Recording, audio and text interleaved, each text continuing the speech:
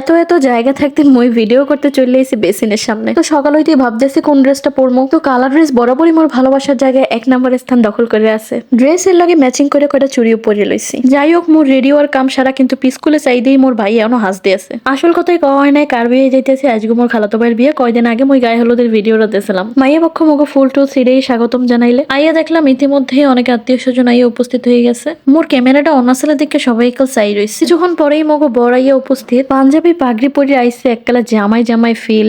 দুলাভাইরা হেরে ধরে টরে সামনে লই যাইতেছে। জামাই তো লজ্জায় শেষ। সামনে যাইয়ে ভাবির দাঁড়ানে দেখে হেড দেখলে মে ফিদা হু অবস্থা। দুইজন কি মাশাআল্লাহ অনেক সুন্দর লাগছিল। এইবার শুরু হইবে ফটো সেশনের পালা। আর এইটা এমন একটা সিচুয়েশন যেখানে জামাই বউ দুইজনের একলগে পুতুলের মতো বই থাকা লাগে। শ্বাস মাস আটকাই রেখে বিভিন্ন ছবির লগে বিভিন্ন স্টাইলে পোজ দেওয়া লাগে। না মোর ভাই আর ভাবিরে দেখে বুঝলাম যে ওগো অনেক ধৈর্য। অগো জায়গায় মই থাকলে এতক্ষণে উঠে 10 ফিট ঘাড়াইতাম। ছবি তোলার পর্ব শেষ করে চলে গেলাম খাওয়ানোর টেবিলে। ক্যামেরাটা ঘুরেই ধরছি মোর প্রিয় বোনের দিকে। আর মোর প্রিয় বোনের মই বাত কইয়ে ডাকি, কারণ বিয়ে বাড়িতে যাওক আর যেখানেই যাওক হ্যার বাত লাগবেই। যাই হোক প্লেটে খাওয়ান দিয়ে দেছে। আর বিলোর গো ভাই পেডারে কেউ ভুল করে না, এটা কিন্তু ফিশ ফ্রাই। আর ফিশ ফ্রাই মোর দ্বারা এতই ভালো লাগে যে রাইস দেওয়ার আগেই মই এটা সিরিয়ে খাইতেছিলাম। আর ফিশ ফ্রাইটা আসলে অনেক মজা আছিল। উপরে ক্রিস্পের ভিতরে অনেক সফট ছিল। হুদা মাছ খেলে তো আর পেট ভরবে না, লইছি রাইস। না না রাইস না, প্লাউ প্লাউ, ভুল বলছি। সবজির চেহারাটা দেখে অনেক ভালো লাগলো। এটা মই খাই নাই, কারণ মোর নজর আসলে রোস্টের দিকে। ভাবছি সবজি খেলে রোস্ট ভালো মতো খাইতে পারবো না। ছোটকালে কোনো বিয়ে বাড়িতে খাইতে গেলে মনে মনে দোয়া পড়তাম যে আল্লাহ মোর জন্য একটা লেগ পিস দে। আর এখন লজ্জা শরম হালাই সব চাইয়েই লই। রোস্ট খাওয়া পুরোপুরি শেষ না করে লইছি গরুর মাংস। আর গরুর মাংস খুব বেশি একটা লই নাই, কারণ আইটেম আমি বাকি হ্যাঁ। গরু কোনো মতে খাইয়েই লইছি খাসি। গরুর চেয়েও খাসি আমার বেশি ভালো লাগে। খাসির মাংসটা অনেক বেশি সফট আর জুসি ছিল। সবার লাস্টে যে আইটেমটা মোর লাগবেই সেইটা হইলো ডাইল। ডাইল ছাড়া আমি ফিনিশিং দিতে পারি না। এমনিতেও বরিশালেরা তো ডাইল ছাড়া খাইতেই পারে না। তো সব খাওয়া দাওয়া শেষে একটু মিষ্টি মুখ না করলে কি হয়। দই আর মিষ্টিটা অনেক মজা হইলো। পেটে জায়গা না থাকার কারণে খাইতে একটু কষ্টই হয়ে গেছিলে। আইলাম বড় বইয়ের টেবিলে। আর আইয়া মোর দুলাভাই গদি ক্যামেরাটা ফিরেই ধরলাম। আরে আপনার পেজে আমরা পাই, অবশ্যই পাবা। Like comment share